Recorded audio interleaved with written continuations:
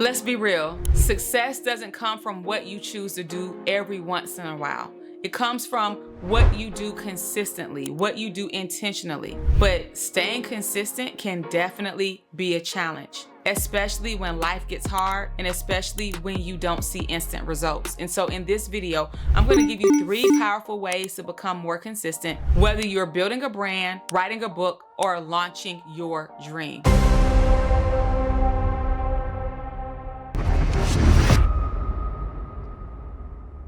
So you got to understand that consistency starts before action. Being consistent is a decision. It's a decision of whether to get up and do the thing or whether to stay sitting on the sofa. It's a decision whether to eat the carrot sticks or whether to eat the potato chips, right? You're not gonna always feel like showing up. You're not gonna always feel like doing the thing you need to do to get the results, but your commitment has to be stronger than your feelings. Your commitment has to be stronger than your feelings. Right now, like for example, right now, I'm on day 4 of a raw food diet, okay? I joined this challenge that I saw on Instagram called Raw Week. You can find it at Raw Week, RAWWEEK, and this is not sponsored. I was attracted to it because I used to be plant-based and I used to be into raw foods. And I actually did the raw food diet to lose the weight from both of my pregnancies. And so now that I am 41, I've had some health conditions,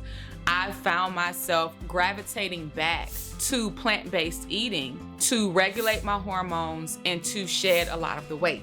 And so this is actually, I've attempted Raw Week probably about 3 or 4 other times.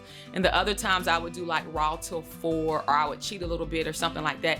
This is the very first time that I made it to day 4 with nothing processed at all, no meat after 4 o'clock, no nothing, and I'm so proud of myself.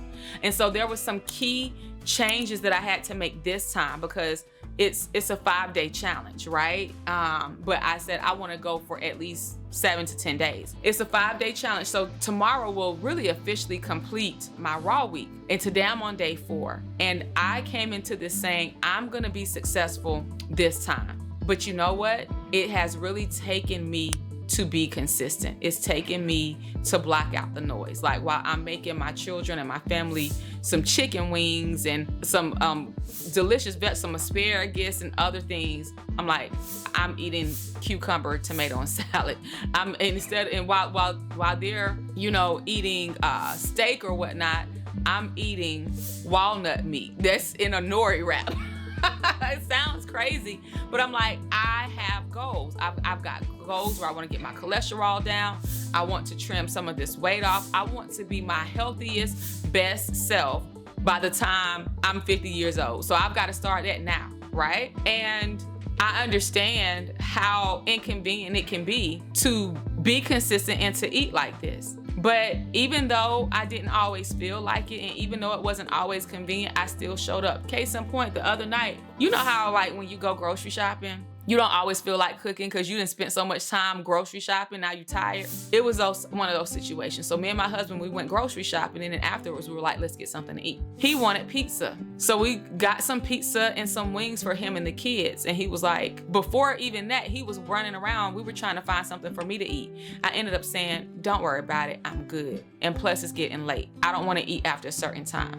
So we ended up getting pizza, wings, and lasagna for him and the kids. I didn't eat any of it. Matter of fact, I didn't get fast food. I took myself home and I made a salad. I had some things there for a salad. I don't like salads from a lot of restaurants. They use iceberg lettuce. I don't like iceberg lettuce. So I had things at home that I needed and could use. I made myself a salad and I was good.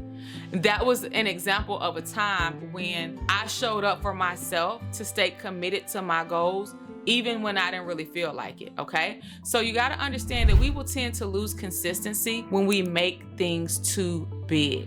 So like instead of saying that, so what this can look like for you is that instead of saying, I'm gonna write a whole book, you can say, I'm going to write a chapter today, or I'm going to write for 15 minutes today, right?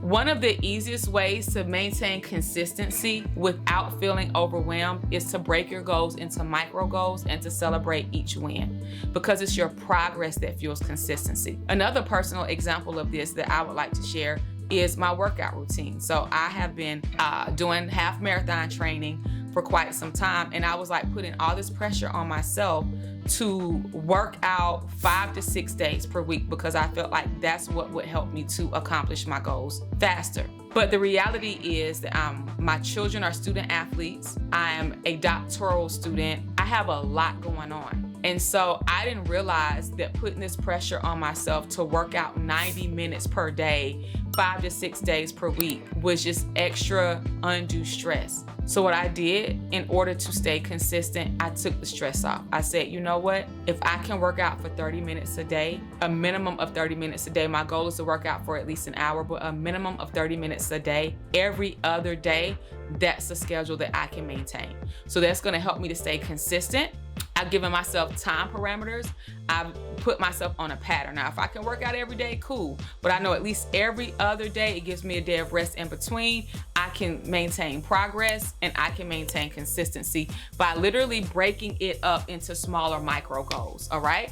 Next, you want to create accountability and systems because consistency thrives in community and with structure. And so, like for instance, when I built my coaching and consulting business, I didn't rely on sheer willpower alone. I created systems and I had people holding me accountable.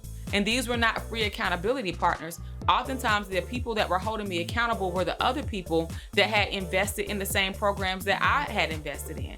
So when I made investments in myself, I was also able to connect with other people who had a similar mindset, and we were able to connect over on that plane, okay? And you can also use digital tools, trackers, checklists, planners. One of the ways in which I hold myself accountable with my workout routines is through the Peloton app. So every time I work out, it gives me a blue dot. That's my accountability. So I can see when I worked out and when I didn't. In terms of my half marathon training, I use the Runner app. I'll put all these links down below. I use the Runner app to help me track my training because that helps me to train without overwhelming. It helps me to stay on point, all right? You don't have to be perfect, okay? You don't have to be perfect, but you do have to keep showing up because every act of consistency is a seed and you will reap the harvest if you don't quit.